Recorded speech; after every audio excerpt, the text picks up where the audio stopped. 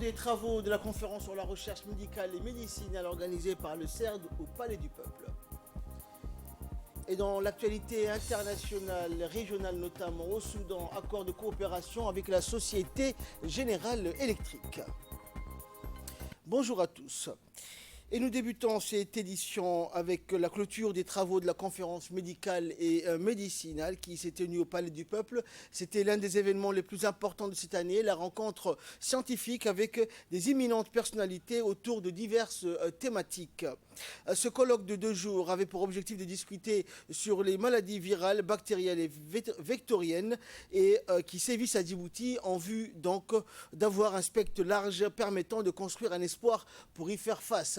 En d'autres termes, cette conférence a permis à nos scientifiques et autres professionnels de la santé publique participant à cette rencontre d'avoir un spectre plus large en ce qui concerne les différentes maladies virales, bactériennes et vectorielles, dont notamment celle de la pandémie de la Covid-19 qui sévit actuellement dans le monde. Ces experts de renommée mondiale ont exposé, échangé de manière assez détaillée sur les maladies virales, bactériennes et vectorielles sur la République de Djibouti. Une fois terminés, les organisateurs et les experts ont procédé à une remise de diplôme aux jeunes étudiants qui ont suivi de très près cette conférence. Le Croissant Rouge de Djibouti et la branche Ali Sabié a célébré le 16 octobre dernier la journée internationale de lavage des mains dans la ville Assadioug, la localité de Ali Adé. Cette célébration s'est déroulée en présence de nombreuses personnalités, dont notamment le secrétaire général du Croissant Rouge de Djibouti, le directeur de l'hôpital régional d'Ali Sabié et le président du Croissant Rouge de Djibouti, branche Ali Sabié. Le Croissant Rouge a pris l'engagement d'assurer la sécurité sanitaire face à la propagation de la Covid-19, mais aussi à la lutte contre toutes les maladies menaçant la santé des enfants dans les différents établissements scolaires.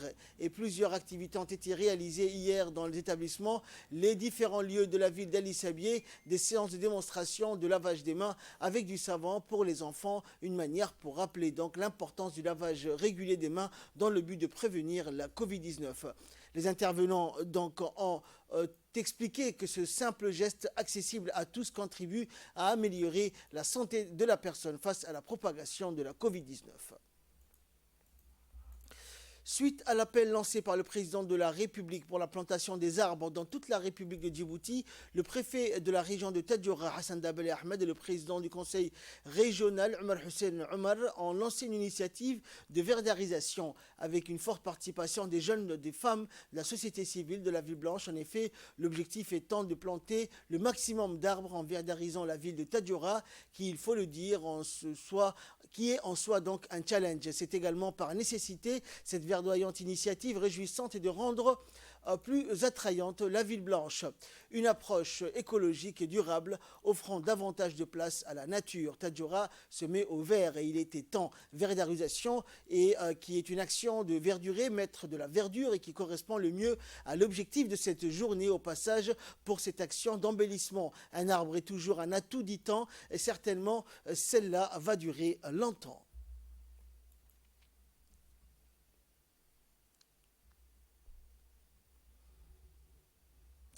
Et écoutons à présent la réaction des autorités de la région de Tadjoura qui se sont réjouies de l'organisation de cette journée. Des arbres. Ces plantations des arbres vont continuer et jusqu'à ce que tout Tadjoura soit des espaces verts. Nous demandons à ce que chacun y participe. Cette plantation d'arbres a été demandée par le président de la République, son Excellence, M. Ismaël Omar Guelleh, pour que tout citoyen puisse s'atteler et que la République de Djibouti soit une nation verte. Et nous allons nous y atteler. Dans un premier temps, nous avons eu une réunion de coordination le mois dernier à la primature avec tout le ministère concernés et je peux dire qu'aujourd'hui, constatant la ville de Tadjoura, déjà la population a une bonne initiative. On voit bien que le premier acte qu'on avait eu l'année dernière a donné ses fruits et dans les écoles, il il y a eu des plantations des arbres. Mais maintenant, les artères de la région, de la ville, qu'on va continuer à planter. Surtout le rond-point devant tout service et tout commerçant et tout acte de la population, de la société civile sont impliqués. Et le centre médico-hospitalier d'Obok a abrité le 16 octobre dernier une caravane médicale. Cette prestation de soins spécialisés a été offerte à la population de Hayou par l'ONG Ar-Rahma en étroite collaboration avec le ministère de la Santé. Il faut noter que cette caravane répond à la politique de santé de proximité voulue par le président de la République.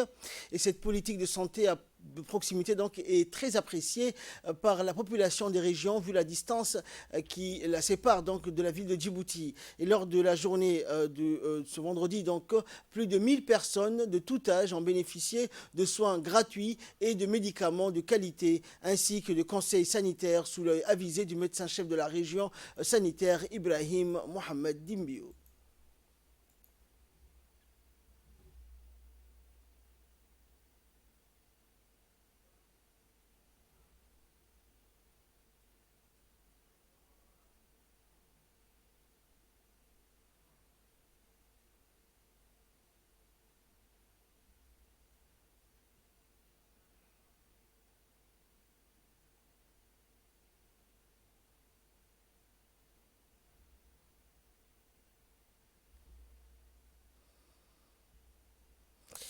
Écoutons à présent les réactions des autorités et des médecins et des participants donc à cette journée. Nous sommes à Obok, au centre médico-hospitalier d'Obok, pour la caravane médicale conduite par l'ONG Ar-Rahma. Dans cette caravane, il y a 6 spécialités. Il y a la spécialité cardiologie, la spécialité gastro-entérologie, la spécialité ophtalmologie, il y a l'ORL, l'otorhinolaryngologie et la pédiatrie ainsi que l'orthopédie. Donc cette caravane, la population en avait besoin. Donc nous tenons à remercier en premier lieu l'hôpital Rahma, le directeur de l'hôpital Rahma, ainsi que les médecins qui ont fait le déplacement pour soigner les gens d'Obok sur place. Toutes personnes ayant contribué à cette journée, qui sera vraiment très très très utile pour la population. Lorsqu'on connaît la distance qui sépare Obok de Djibouti et qu'il faut que les gens se déplacent jusqu'à Djibouti pour se soigner, c'est vraiment très très très important. Donc cette journée, cette caravane a été liée grâce à la politique éclairée de notre président de la République, son Excellence M. Soumaïla Arguellé, qui est mise en application par les ministères de la Santé. C'est-à-dire c'est la santé de proximité qui est mise en application par les ministères de la Santé à travers son Excellence M. Mohamed Warsama, notre ministre de la Santé. Donc juste un mot, ça c'est la première partie de la caravane que Rahma a organisée. Et après, Inch'Allah, au mois de novembre, il y aura une caravane organisée par le ministère de la Santé qui va regrouper encore plusieurs spécialités. Et nous attendons encore cette caravane, Inch'Allah. Pour aujourd'hui, nous tenons à remercier tous ceux qui sont venus. Merci beaucoup à tout le monde. Et comme à Ali Sabié, le Croissant Rouge de Djibouti a également procédé à la célébration de la journée mondiale du lavage de mains, hier donc cette fois-ci dans la ville de l'Unité à Dikil. Rappelons que cette journée mondiale de lavage de mains avait pour thème l'hygiène des mains pour tous. À ce propos, des séances de démonstration des activités de lavage de mains ont été organisées dans des différents lieux de la ville de Dikil, à savoir devant la préfecture, les différents établissements scolaires tels que le lycée et les écoles fondamentales. On prépare également à cette célébration de la journée de lavage des mains les autorités locales composées du préfet, du vice-président du conseil régional et de la société civile avec une forte participation des jeunes volontaires de la branche de Dikil et que ces derniers donc ont bien mené à la réussite de cette journée.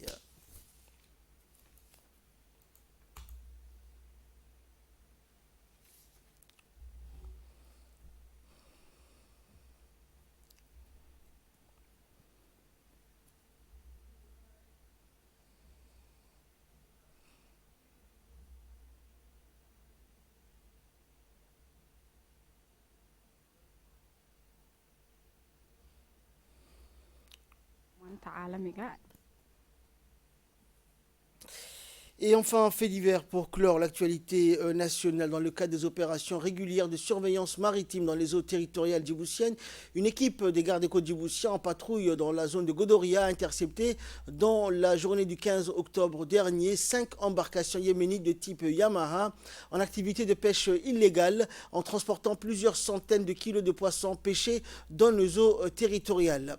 Et 12 membres d'équipage yéménites en situation de défaut de séjour dans notre pays ont été arrêtés au cours de cette opération. 2 autres individus de nationalité djiboutienne en acte de complicité avec les pêcheurs yéménites ont été également arrêtés dans cette même opération. Les gardes-côtes poursuivent sans relâche leurs efforts visant à mettre un terme aux activités de ces trafiquants qui pillent en quantité nos ressources halieutiques. L'enquête a été confiée à la brigade des recherches d'investigation des affaires judiciaires des gardes-côtes et les individus seront traduits devant la justice tandis que les 5 embarcations saisies seront saisies donc au port de pêche dans l'attente d'une décision de la justice.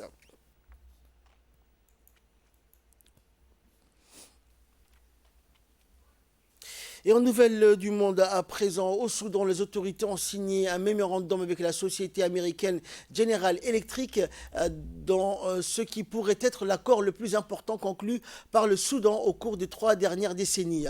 Le Premier ministre Abdallah Hamdok prévoit en effet d'augmenter la production d'une centrale électrique de Al-Foula dans le Kordofan occidental pour un coût de 915 millions de dollars américains. Et General Electric vise à fournir de l'électricité à environ 600 000 foyers grâce à des turbines mobiles et à la restauration de 3 centrales électriques. Le peuple soudanais est confronté quotidiennement à des coupures de courant et certaines parties du pays ne sont pas connectées au réseau. Fin de ce journal, merci de l'avoir suivi. Excellent après-midi sur Télé Djibouti.